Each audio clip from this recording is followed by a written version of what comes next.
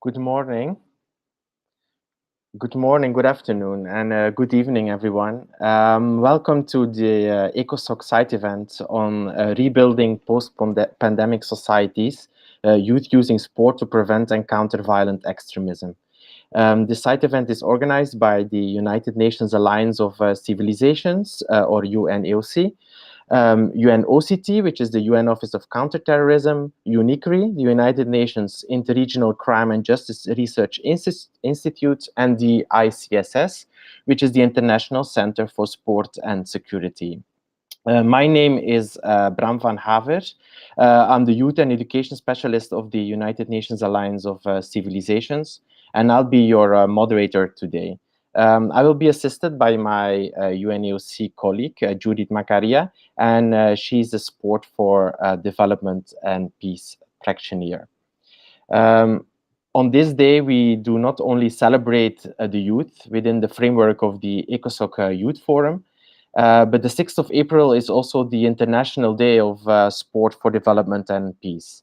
As I said, this site event is organized by 4 partners, UNOC, UNOCT, UNICRI, and ICSS, and we also together implement the United Nations Global Program on security of major sporting events and promotion of sport and its values as a tool to prevent violent extremism. One major component of the program makes use of sport values to prevent violent extremism. Without further ado, I will give the floor to its program coordinator, Valerio De Divitis from UNOCT, to give you a very brief introduction of the global program on sport and PVE. Valerio, the floor is yours. Thank you very much, Bram. The UN Office of Counter-Terrorism and its co-implementing partners, UN Alliance of Civilization, UNICRI, and the International Center for Sport Security are honored to host this side event on the occasion of the International Day of Sport for Peace and Development. Our global program on the security of major sport events and the promotion of sport and its values for the prevention of violent extremism was launched more than 1 year ago, but the specific work stream dedicated to the prevention of violent extremism was launched during the 75th UN General Assembly on the margins of the General Assembly through an expert discussion that was then followed by a meaningful youth consultation held in January this year that inaugurated a series of regional level youth fora. Within this work stream, we're producing policy and technical level guidance and also working closely with civil society organizations committed to sport values and the prevention of violent extremism, how to use sport values for the prevention of violent extremism. Our duty is not only to raise awareness about policymakers, about the power of sport for preventing violent extremism, but also to provide clear direction on how these should be included within the national action plans for the prevention of violent extremism, since the emotional potential of sport to prevent attraction to violent ideologies, to prevent hate and the commitment of atrocities while generating a sense of inclusiveness, it is something we, the partners of this program, we firmly believe in. In particular, engaging youth in sport offers an opportunity for building transferable skills such as confidence, self-control, teamwork, and also allows opportunities to engage in stress release and connect to adult role models, all recognized as elements, as positive elements for the prevention of violent extremism. And transforming this into action is one of the main challenges nations have and have to support member states to address. Still, contextualizing violent extremism to different cultural backgrounds and regions is essential for policymakers and youth organizations to work together on an agreed and contextually relevant framework to address PVE matters, and accordingly to develop and implement national strategies and action plans. This is one of the reasons why our program set up a network of national focal points specifically dedicated to the prevention of violent extremism. So national focal points are nominated by member states, usually representing ministries of social inclusion, social affairs, youth, physical education, or sport, who are a direct interlocutor with our program in order to implement, to adopt sport-based elements within the respective national action plans dedicated to the prevention of violent extremism. One of the key recommendations expressed by young people attending the Youth Forum organized in January was about the definitional issues. Still, let me conclude by saying that the definitional issue will probably remain. We don't have an international definition about violent extremism, and every country has a different understanding about this matter. However, sport values will remain, regardless of the violent extremism definition, and they will keep being a firm reference for building resilient societies. Thank you very much. Over to you, Bram. Thank you, Valerio.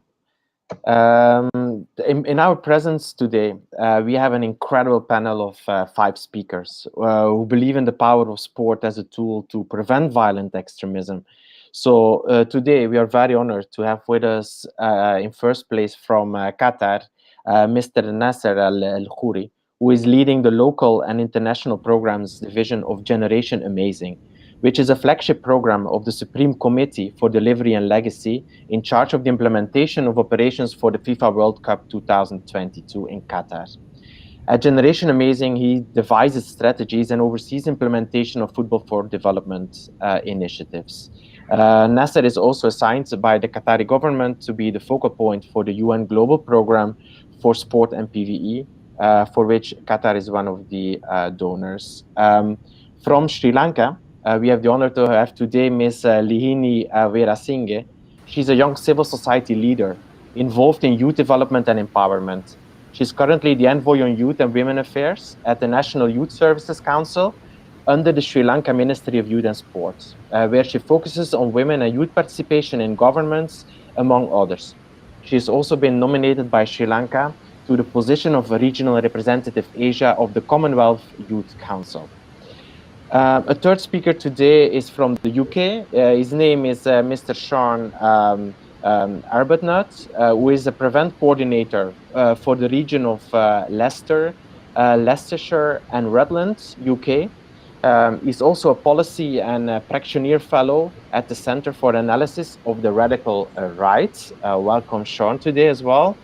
From Uganda, we have another very inspiring young civil society leader. Her name is Adwiyokire Agnes. She's a project officer at Integrated Community Development Initiative, a non-profit and non-governmental organization in Uganda. Agnes is a peacebuilding expert who volunteered and trained in different youth peacebuilding and PVE initiatives in the refugee camps and other communities in southwestern Uganda since 2016. And finally, from Egypt, we have Ms. Aya Medani, who was the youngest competing athlete in the Athens Olympic Games. She won over 20 international medals in modern pentathlon over the course of her career. So she's particularly committed to encourage women's and girls' participation in sports and share her experience as a Muslim sportswoman wearing the headscarf. She tried to reconcile her sports activity with her Muslim faith and acting as a mentor for many young female athletes. Unfortunately, Aya has some troubles connecting today, but yeah, I see Aya is back. So happy. Thank you very much. She's a peace and sports champion for peace. So we are so happy to have you here today. It's an honor to us. But before we go into the discussion, I would like to give the floor to my colleague Judith, who will explain a bit more about the White Card digital campaign from Peace and Sport. Up to you, Judith. Thank you so much, Bram. As Bram mentioned, today is an International Day of Sport for Peace and Development, and definitely one of my favorite time of the year, and in tight contention with my birthday. So, as we commemorate the value of sport in promoting sustainable peace, we express our support to the White Card campaign led by Peace and Sport. And this worldwide campaign encourages people to take photos of themselves holding up a white card, which symbolizes their commitment to peace through sport. This is in contrast to the yellow and red card, as we may know in sports, which is used to punish its severe offenses. So a white card transmits the positive values and symbolizes peace in sport. So right now, together with all the speakers, we will take part in this campaign. Yes, I hope everyone is ready with their card. So if everybody can hold the card at least 10 seconds, and then we're taking some screenshots. Okay, and not in front of your face.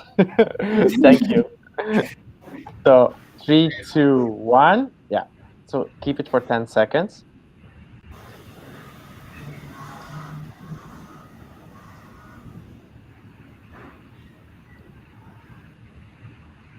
Okay, thank you very much. Judith, you want to tell something you have some message for our audience as well, right? Absolutely. So for the audience watching the stream, wherever you are, you can as well join in the campaign by taking a picture of yourself holding the white card and sharing it on social media with the hashtag white card. This moment provides a moment to highlight the positive values of sport. And while you share your picture, share a positive story or how sport has shown any impact in your life in promoting peace. And the goal of this campaign is also to show the contribution of sport for peace and development in fighting the COVID-19 pandemic and helping the entire world overcome this great crisis that we're in right now. And don't forget to use the hashtag White Card campaign and sharing it on Peace and Sport as well. Thank you. Thank you, Judith. And don't forget to share it also on the april.org platform. You can share your stories there as well. Thank you so much, Judith. Talking about COVID-19, violent extremists across the ideological spectrum view the COVID-19 crisis as an opportunity for expansion, and young people are likely among the most at risk. Several violent extremist groups have used the pandemic actually to spread propaganda, including recruitment and incitement to violence. So similarly, the interruption of conventional educational recreational opportunities caused by the pandemic has also increased time spent on social media by young people, therefore increasing the risk of exposure to violent ideologies and narratives. The pandemic has also intensified feelings of loneliness and socioeconomic exclusion, which could be another push factor leading young people towards radical narratives. My first question of today goes to Mr. Nasser El-Khouri. In your work with Generation Amazing, can you tell us a bit more on how sport programs can be used to prevent and counter violent extremism? Up to you, Nasser.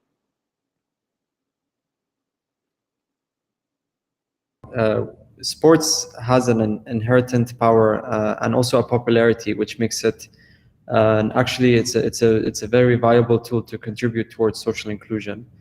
And we at Generation Amazing actually use sport, and we believe that sport is a tool to attract the participation of those that are most likely to be marginalized from mainstream society. And so, and since the conditions of marginalization and the lack of belonging can make youth, feel vulnerable and radicalized, sporting activities is effectively actually a tool to, to deliver broader outcomes relating to PVE. So, sports programs should always create a conductive environment that does not marginalize, but rather create inroads for marginalized groups to be engaged actively and to be kind of back into mainstream society. So we believe in the the power of sport to engage and to keep youth actively participating and shaping the social interventions as well. I think that's also key in terms of having youth being involved in the design and sort of participation, because I think that also provides ownership and belonging. So while social interventions may treat marginalized groups as passive recipients of their program, sports has kind of that inherent nature to actively engage these youth in activities. So which in turn is likely to spill into an engagement in other non-sporting outcomes, which are the core of intervention, of an intervention program. So we believe in kind of that role that sports has. However, for sports to make a significant contribution, we understand that we need to understand the root causes of the risks related to radicalization and violent extremism. And those are key to planning any prevention program as well. And the design of these sports social interventions must ensure that young people and youth in these organizations are involved in dialogue that is aimed at understanding the cultural norms and practices that can relate to the push and pull factors of radicalization and of violent extremism. So in this the result is having a tailor-made responses to the known factors affecting the young boys and girls that we work with. This is always kind of very interesting. It's also very important to note that the cultural sensitivities also is for people to be mindful of those. And the cultural sensitivity is enhanced when culture norms are revealed and understood from the voices of the young people in those communities as well. And that's kind of how we work with our stakeholders in all the countries that we operate in. So we always try to understand those push and pull factors, and sport programs can support the building of youth resilience and also in the context of any sporting activity. So these activities, again, I think should always kind of have scenarios where we require youth to exercise resistance and confront these challenging moments and also have a challenge their self-control as well. So that's kind of the way that we believe in sports programs generally is kind of key to building resilience to violence and extremism. Thank you, Nasser. Very interesting. Judith? We cannot hear you, Judith.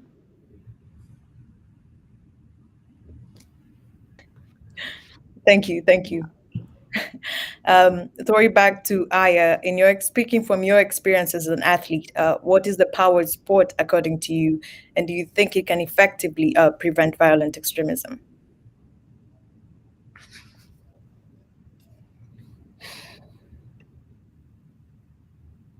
Glad that I'm here today with you all.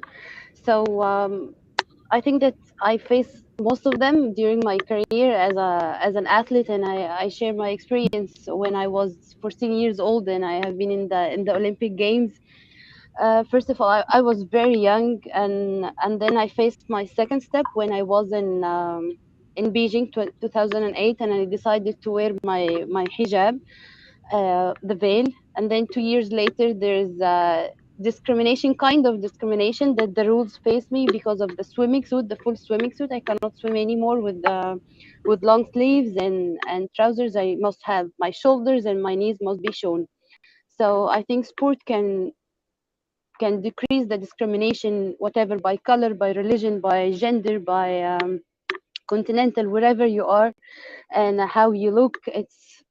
This is sport. When we go to the Olympic Village, you have all the athletes, all kind of people you can face.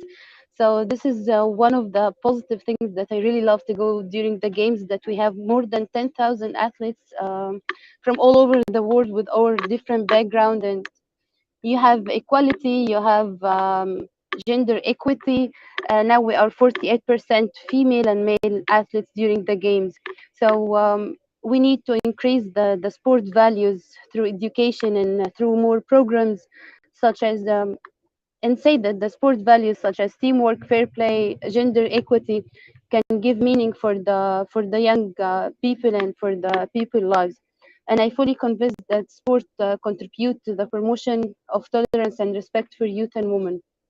And we can also share and encourage the youth wherever, even in the school, in the clubs, in the sports societies, to listen to them and tell them, what do you think about this project or this decision. We can take them in our hands and listen to them. It can really matter and change lives. Indeed, we heard from Nasser already the power of sport to let people belong, right? And from Aya, we heard the power of sport to bring people together. My next question would be to Agnes. As we all know, youth have been very affected by violent extremism, either as victims, perpetrators, peace builders, etc. So in your position, Agnes, as a young civil society leader, how do you think sport programs can be used effectively to build youth resilience to violent extremism, based on your experience in the fields? Up to you, Agnes.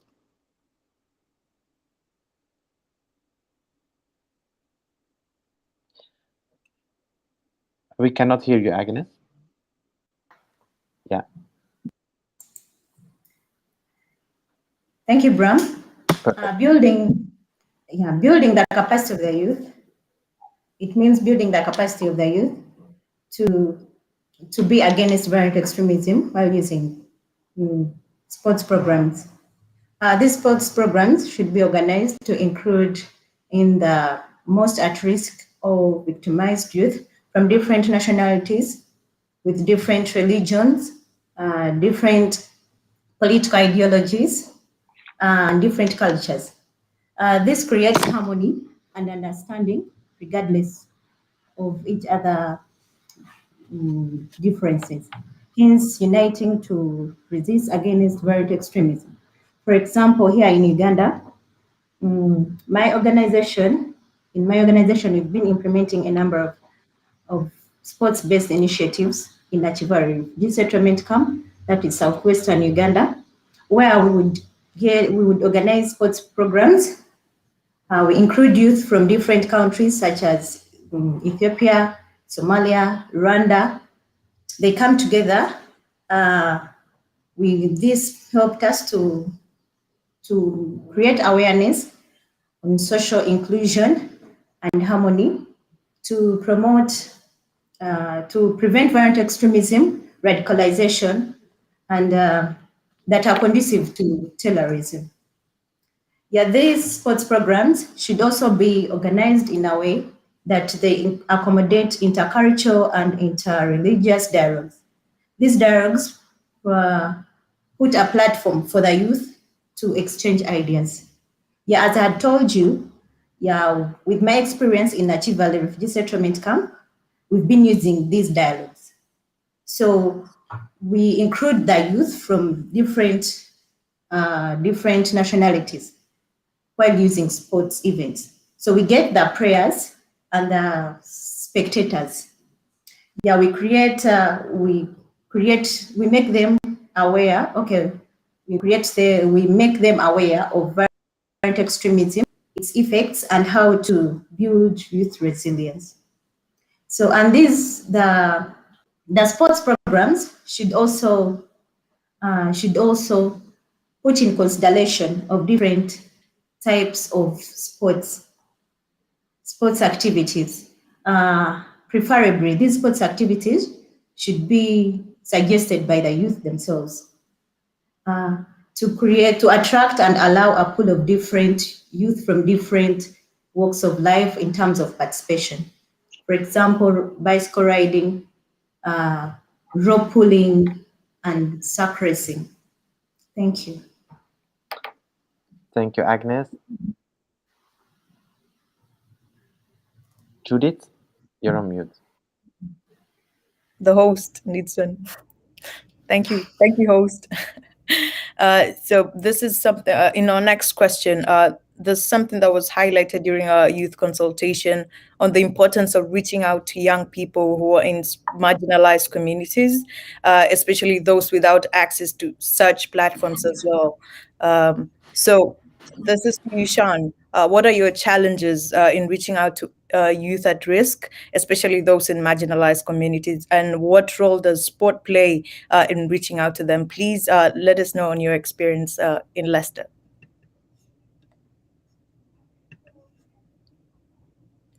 Myself, you can hear me now? Lovely. Yes. Well, first of all, thank you very much for having me today. It's a real privilege to be among such a wonderful panel.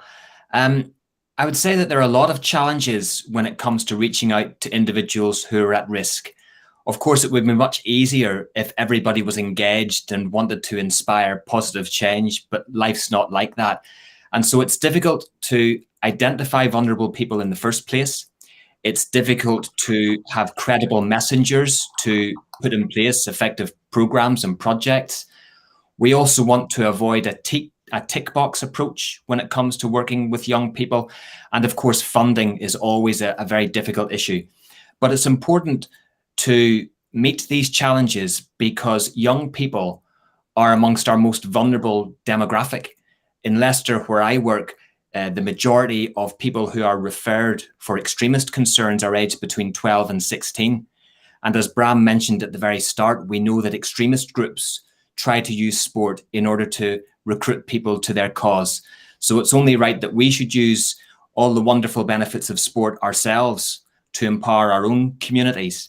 Now, the way in which we do that in Leicester, where I work, is through Prevent, which is part of the UK government's counter-terrorism strategy, which seeks to identify individuals who are vulnerable to extremism and radicalization.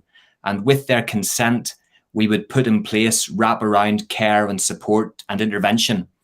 And we also are very proud to work with a number of local organizations, and we try and train them and build their capacity so that they can also implement programs to target local threat and risk. And just as an example, one of those projects that we're very proud of is Leicester City in the Community. Now, I'm sure many of you are football fans and you'll be aware of the fairy tale season not so long ago when Leicester City became Premier League champions. Unfortunately, I'm a Liverpool fan, but you know, they're my second team. And Leicester City in the Community is the charitable arm of the football club. So they're an independent charity, but they've got access to the stadium, to players, to the training ground, equipment, coaches, match day experiences. So they're a very credible and a very popular and an attractive organization for young people locally to be involved with. So what we have done is we have trained all of their staff to spot the warning signs of radicalization. We have identified key locations in the city where they can conduct their sports engagement and training sessions, where young people are perhaps more likely to come into contact with extremist groups from both Islamist-inspired and right-wing-inspired ideologies. And they also do some specific work with faith institutions and schools to promote integration and tolerance. But one of the really exciting things that they do is that it's possible for participants on their sessions to go on leadership programs and become volunteers and ultimately earn employment with the organization.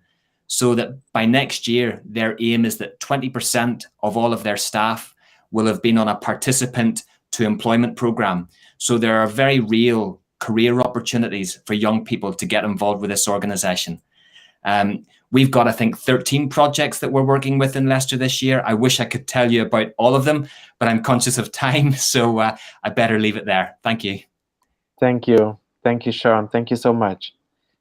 So talking about the challenges of preventing violent extremism through sports, I have a question for Aya. You worked a lot with young women, and you know young women are also vulnerable to violent extremists, so we sometimes forget that. So which kind of actions would you recommend when implementing sport-based PVE interventions in order to ensure equal gender participation? Or in other words, my question is, how can we include or reach more girls when using sport as a tool to prevent violence and violent extremism? Aya, up to you. Thank you. So, as you mentioned at the beginning, that I have been appointed by the President of Egypt to be in the Egyptian Parliament. So, the first thing that we need to ensure the gender equity, it comes from the top government persons. So, when they decide and when they encourage women and female and youth in all the decisions maker and in the parliament and as a minister, in all ways. So in the Egyptian parliament, we was only 2% females in 2012. And then in 2015, we became 15%. And now, thanks to the society and to the president, now we are 28% in the Egyptian parliament, which the rules say that we must be 25%. Now we increased to 28. So this is a good step. So we are doing a good job in this pillar, and from the other part, in the other pillar from sport, we need to increase more the females in the national federation and in the international federation and in the board members of the club. We still have a gap for the administration stuff. For the females, for the athletes, I think we are going in the right track. But we need to change maybe by law, by regulations, by declaration, to ensure that we have at least 15% as a beginning female in the board members, so they can make the right decision and to support the females athletes to do more. So this can be a good start. Thank you. Thank you so much, Aya. On to the next question, a very important one. You already mentioned that the youth were the most affected when it comes to violent extremism, and why it's important to include them in policy and decision-making spaces when it comes to preventing it. So I'll throw it out to the young people in the panel. No offense to everyone, I know you're young, but at heart or in any way. So I throw it out to Lihini first. Why is it important to include young people as partners or as key decision makers and stakeholders in the fight against radicalization and violent extremism? You're on mute, Lihini. Thank you, Judith. So I believe it is the young people who are the target group in most radicalization and extremism approaches. So if you take now, I think Nasser mentioned about how we need to understand the push and pull factors. So who is better out there than you themselves to understand how push and pull factors can actually take the youth through the path of extremism and radicalization. That's what I believe. And if you take the push and pull factors, most of them are structural, and then there are individual based factors as well. How extremist propaganda can get the attention of the youth, and then how youth now. It's actually no secret that youth are always in the lookout for adventure, lookout for a thrilling, the thrill basically. So that is exactly what the extremist or radicalist group feeds on, and that's what they feed to the youth. So we need to look at this from a young perspective. So I believe it is the victims themselves who will have a better understanding of how these different tactics and strategies of radicalists and extremists can impact the youth. And also the fact that youth, actually young age is a very crucial stage in one's life. You need to get settled down, you need to find a job or find a mode of income. So even the economic status has a role here. So it is the youth who will understand, who will be able to give us a more comprehensive overview of how economy or the incentives that are given by the radicalists are what drives them towards them. Or it's important that we need to integrate youth in the decision-making processes, as well as in conceptualization of different projects to counter violent extremism, if it is the youth that is getting targeted at the end of the day. Yeah. Thank you so much. Over to you, Agnes.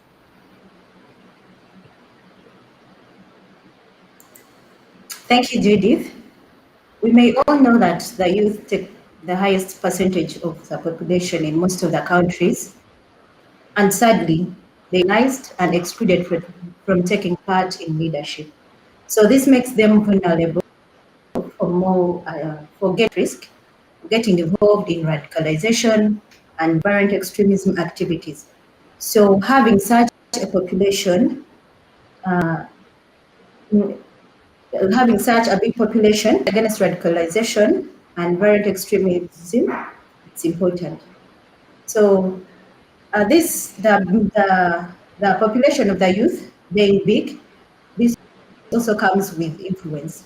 So such a population with a great influence in any country should urge to be involved in the fight of radicalization and violent extremism.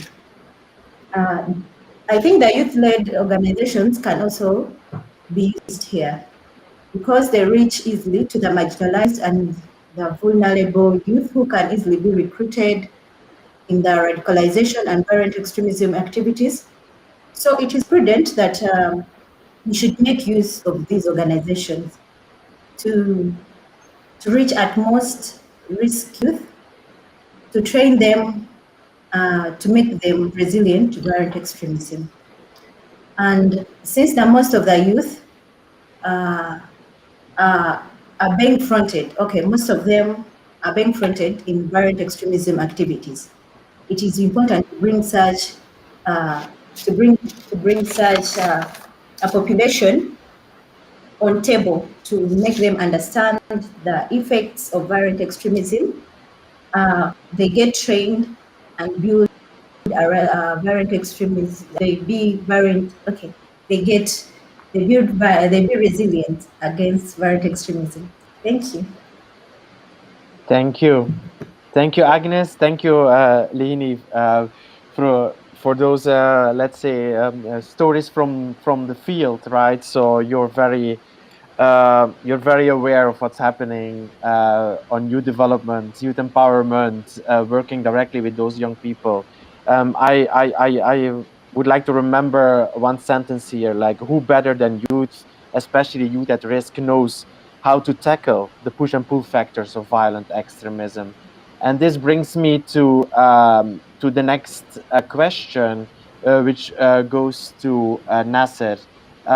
Nasser, what priorities should member states have in the area of youth engagement to prevent radicalization and violent extremism? In other words, how can governments, local, regional, national, etc., include more young people in decision and policy making? Up to you, Nasser. Thank you. In terms of the member states, I think it's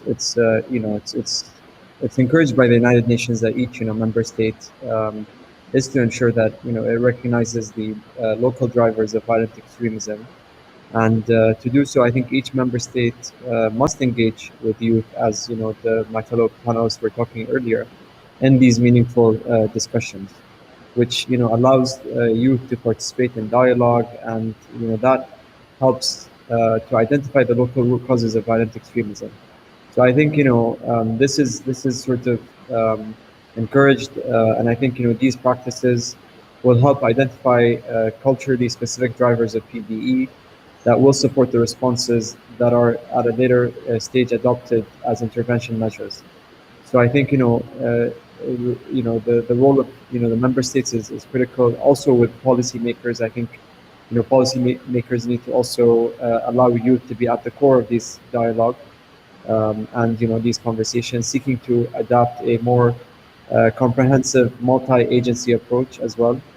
I think different agencies who involve who work in our space, involving youth and children, young people, young adults, etc. I think this is the role. There's a role on organizations like ours to play here as well. Such as child protection services, education, and health as well, form as part of this kind of multi-agency approach. These sectors are key to understand the local context wherein they would work with young people or youth. So therefore, the engagement and the meaningful participation of youth in PVE is fundamental from the start, before the interventions are adopted. So I think, with this sort of multi-sectoral approach, sport organizations also have a very critical role in sort of, to support the state as well and non-state actors in measures of intervention specific to the PVE. And I think sport organizations too must have youth at the forefront of such discussions aimed at addressing PVE. That's something we do at Generation Amazing. We have youth advocacy programs where a lot of our beneficiaries over the time that we engage with them in our community clubs enroll in the program and get a lot of capacity building opportunities, training sessions. We try to empower youth. We give them life skills, communication skills, etc. And over time, I think this kind of develops, that these skills kind of shows them that there's a different path, there's a future, there's hope. We try to inspire them as much as we can. So I think the development of these local interventions obviously require contextual and localized information that reflect the society sort of reality of the lives of young people that live within that area. But there's no better approach than understanding that social reality and having a meaningful engagement with youth. So last but not least, I think member states again must ensure that the state and non-state actors position youth at the front and the core of these discussions aimed at addressing PVE. And statistically, youth again are the most susceptible to be recruited, and this is something that we all kind of know and believe in. So involving them in this is a great way to eliminate some of the youth falling for these traps, like into these paths. So I think the UN strategy in terms of asking member states to focus on PVE and prevention measures is key to kind of act is key in this area to make sure that youth are also a priority in these conversations and dialogue. Thank you, Nasser, to tell us a bit more about your amazing work you're doing at Generation Amazing, how you empower and include youth. I would like to ask the same question to Lihini, who is related to the Sri Lanka government. She's part of the Youth Council. So Lihini, the same question to you. How can governments include more young people in decision and policy making? And I think you're an excellent example of that, right? So please tell us a little bit more. Yeah, I'm glad to. Thank you, Ram. So actually, let me first disintegrate this problem into like two parts, right? What I see is generally a member state should take two approaches in addressing this issue. One thing is it has to be individual based, and the other one is community based. So in the individual based approach, as I mentioned earlier, we need to make sure that the economic development of youth also takes place. So most of the radicalist groups or extremist groups do use incentives, or it is the hopelessness about a proper future, or it is the lack of economic opportunities that drive youth towards this path. Sorry. So we need to make sure that economic development should go hand in hand with attitude development for youth to be kept away from violent extremism and radicalization. So for that, as a government, now currently we are taking up a lot of initiatives to make sure that economic empowerment of youth is carried out. I would cite a very recent example of Startup Sri Lanka, where we encourage entrepreneurship, because entrepreneurship is fairly new to our country when considering the entire island, because we are an island. We have the rural and urban populations. It might be very famous within the urban population, but not with the rural youth. So we believe, we believe the entrepreneurs, arising from all over the island, which is economic empowerment, is a very good approach. And the other thing is, if you give me 1 minute, I just have a bit of water. Sorry about it. No problem. Take your time. So sorry. Okay, so I was saying the other thing is community based. We need to make sure that we need to come up with initiatives that encourage communities to get together and play sports among them. And that being said, it should not be just one community forming one team. I will give you a very recent example from Sri Lanka. We recently had this league cricket tournament called Lanka Premier League, right? So we had different teams hailing from different geographic regions, but they were actually a mix of races and different religions, people coming from different socioeconomic backgrounds. So when people are blended and put together in one team, and when they are made to work towards one goal, the outcome is very productive and it's very nice. So I will say now, for example, our country having been in a war for 30 years, and the war being based in North and East, we had one team from North, which had a mix of all races, right? And it was beautiful to see the entire island rallying around this particular one team. And regardless of racial or religious differences, sports, that was a beautiful example of how sports united the entire island. So actually the same team claimed the trophy at the end of the tournament. So what I mention as community-based approaches are approaches where you make the communities get blended. I think league sports is the best way to do this, and make them, play with each other. That being said, and if you want to now, we were talking about, I'm taking 1 minute, Bram, give me 1 minute. Go. So we were saying about how to integrate youth into decision making. So I think the most possible approach and the most probable practical approach would be to set up youth advisory councils, right? Where youth, maybe think tanks, we can get the youth come up forming a committee, get their fresh ideas, and then, as a government, as a member state, we can, then we can see how these fresh ideas can be implemented. So I think this is how we can incorporate youth in the decision making. Thank you, Lehini. We also have a question. I think there's time to take a question from the audience. Judith? Sure thing. Will you go ahead and ask, Bram? It's fine. No, you can go. Okay. So there's a question here on how can young people in SDP, which is Sport for Development and Peace, such as the Commonwealth Youth Sport for Development and Peace Network, engage on PVE issues? So over to you, athletes. Anyone who's open to answering? I think that's, I would say in general, right? How can young people get involved with the UN on PV issues? Can I can make short answer, very short answer to help, and then you can continue. Yeah.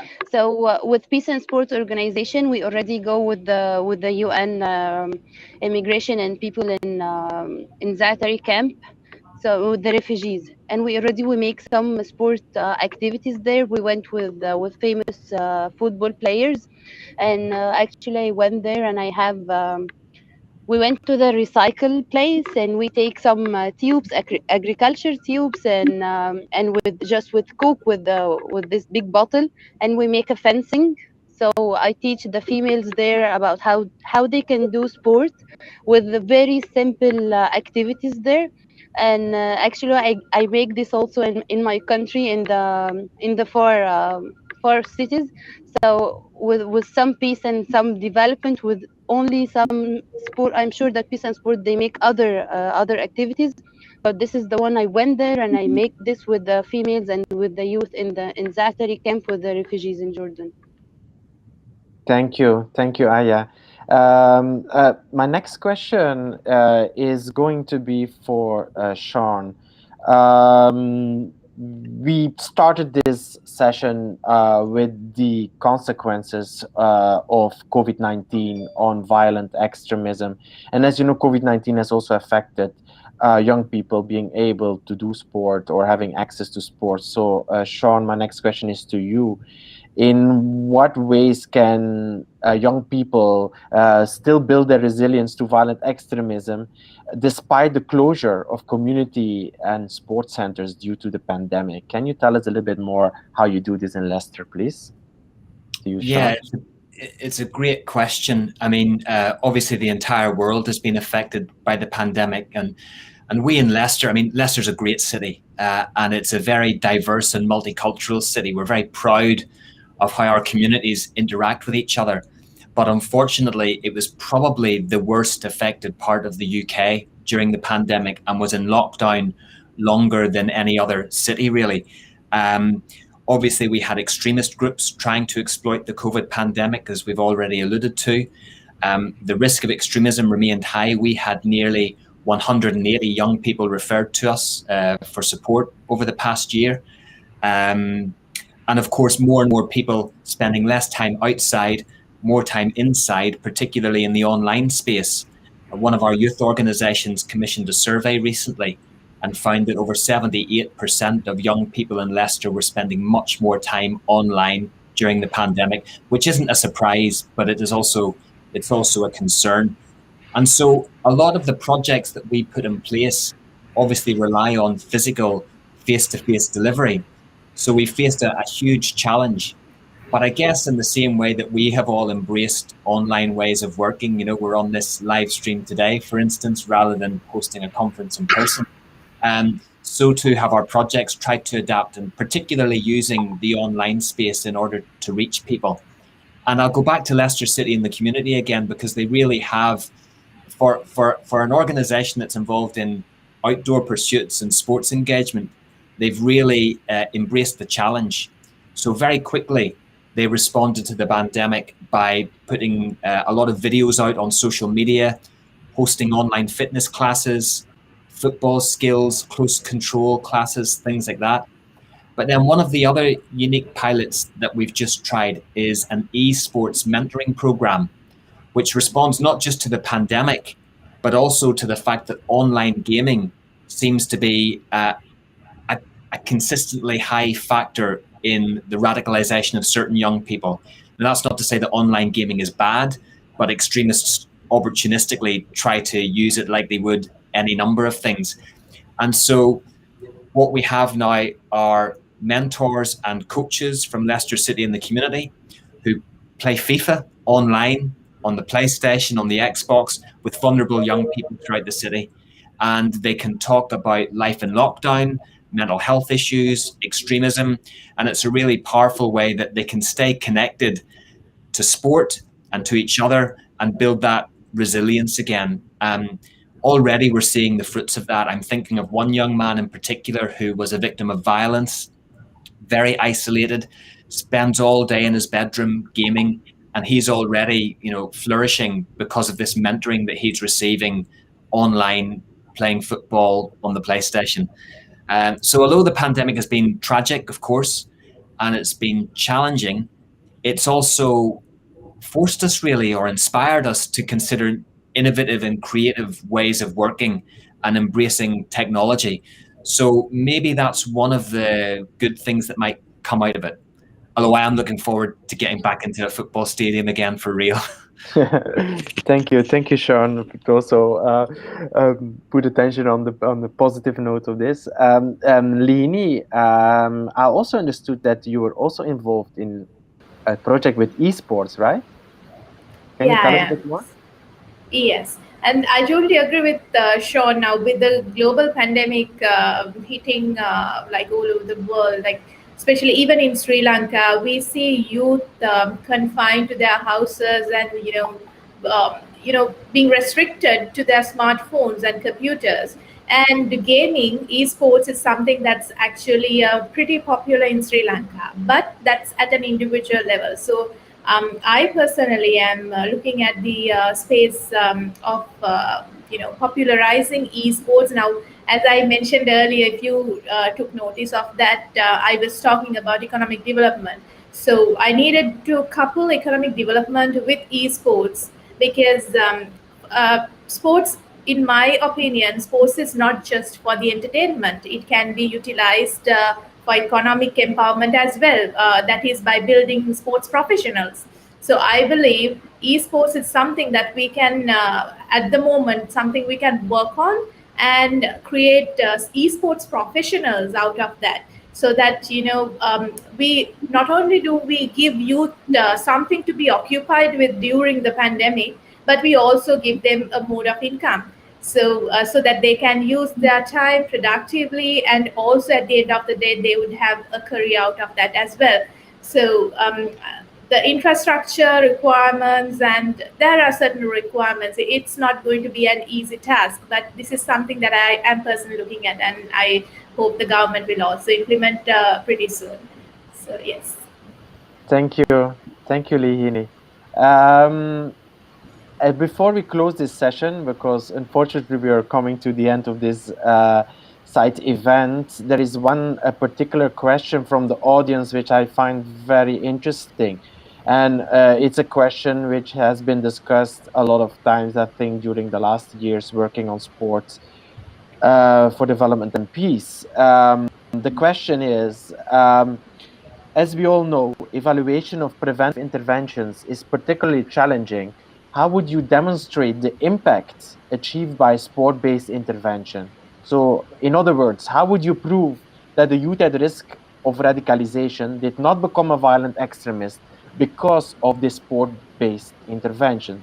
In other words, what about the M&E, the monitoring and evaluation of our interventions? I just throw this in to the group. Is there someone particularly interested in responding this question from the audience? Nasser? Yes, sure. So I think one thing that we again, I think the sport programs can sustain the engagement and participation of young people for a long period of time, which in turn builds a strong relationship. Is relationships with the facilitators, with the participants, and based on this, there's a relationship that's built, and then there's trust that comes as well. Imparting on life skills is also possible as a for that target group, and I think these are kind of essential.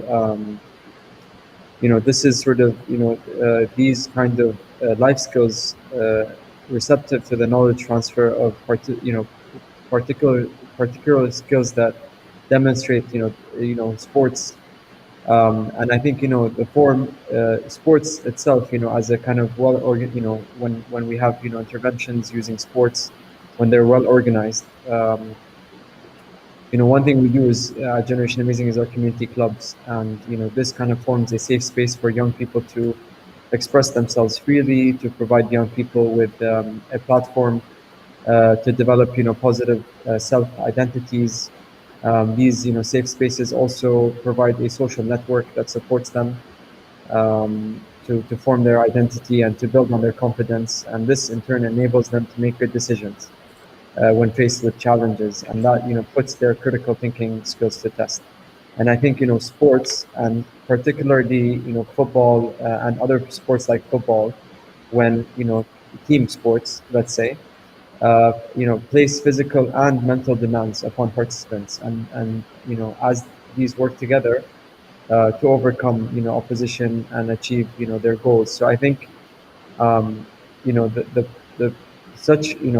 these again, sports has that, you know, transformative power to kind of break down barriers, to bring people together, to create a sort of a cohesive environment and a cohesive society. So I think, you know, in a way, you know, sports is an enabler, and I think, you know, people, if we agree, you know, I think one thing that we've, in terms of M&E, you know, we've seen the impact. We have amazing success stories of young boys and girls from all over the world that basically were involved or enrolled in the Generation Amazing programs, and then kind of went on their own and kind of developed different initiatives, community-led initiatives.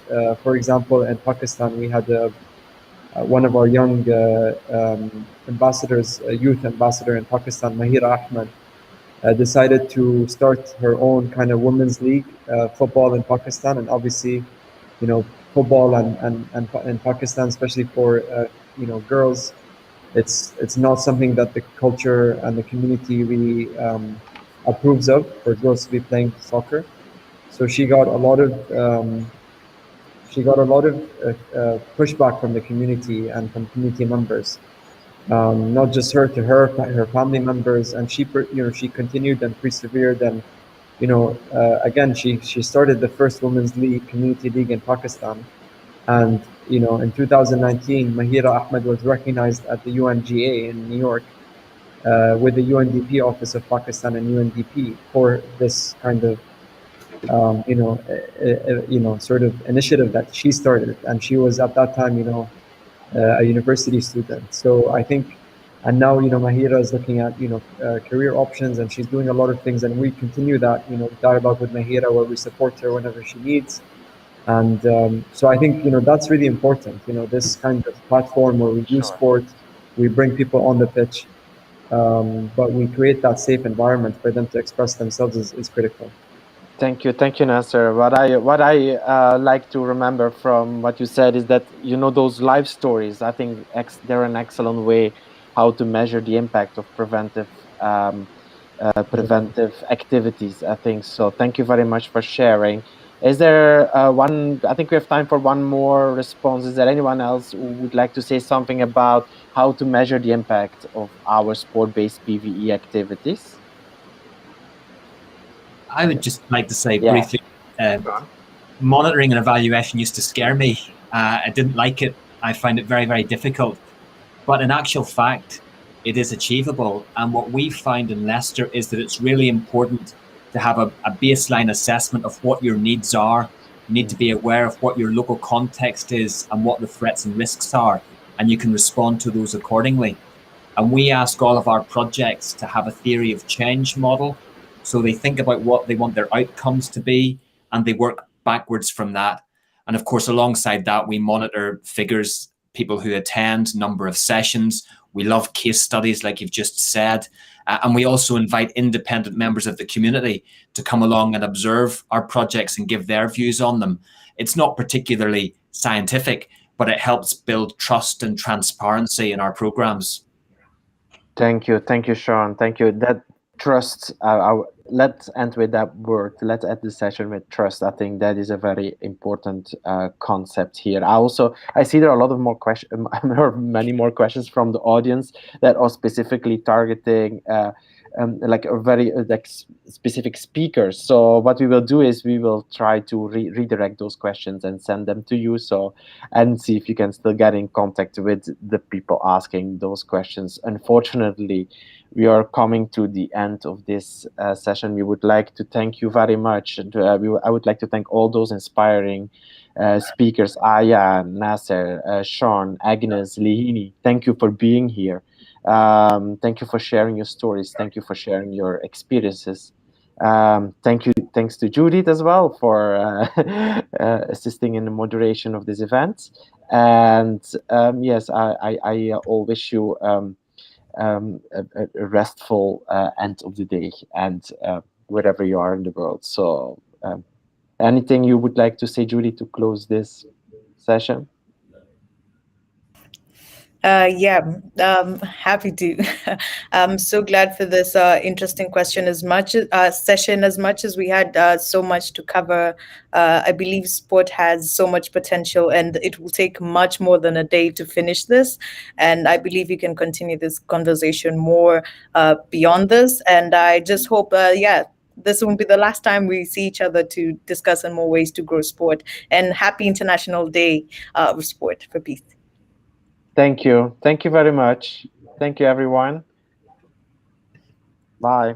Bye-bye. Thank you. See you next time.